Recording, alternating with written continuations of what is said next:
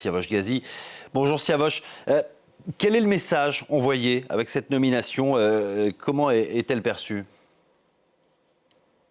Le message est très clair. C'est un message de fermeté qui a été lancé par le pouvoir iranien. Et d'ailleurs, donc immédiatement après l'officialisation de sa nomination à 1 heure du matin à Téhéran, il y a eu 3 vagues de missiles et de drones qui ont été lancés en moins d'une demi-heure contre Israël et les bases américaines dans toute la région, allant du Kurdistan irakien à Bagdad, contre une base américaine à Bagdad, mais aussi en Arabie Saoudite, au Koweït, aux Émirats, et puis en utilisant des missiles les plus puissants dont dispose l'Iran, notamment les missiles Fatah, les missiles Khaybar et les missiles Khorramshahr 4, qui a une tête à fragmentation, des missiles très destructeurs. Donc le message est très clair.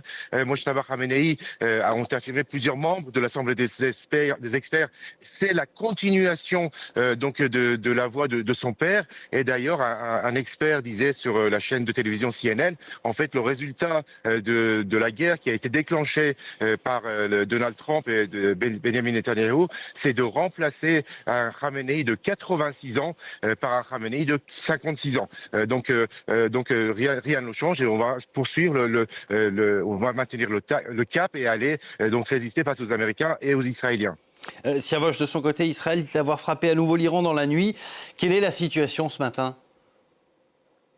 La situation est plutôt calme. Ce matin, il y a eu quelques frappes sur Téhéran, mais aussi des villes de province, mais sans comparaison avec ce qu'on a connu il y a 2 jours, lorsque les dépôts de carburant ont été touchés dans Téhéran, deux dépôts dans Téhéran et 2 autres en province, notamment un dépôt à Karach qui avait donc provoqué un épais nuage de fumée très toxique, qui s'est un peu dissipé depuis ce matin parce qu'il y a eu la pluie, un peu de vent, qui ont dégagé ce nuage toxique. Mais le problème reste toujours, puisque ces particules toxiques sont tombées au sol, et donc avec le soleil qui se lève, qui s'est levé malgré les nuages, il peut y avoir des vapeurs qui vont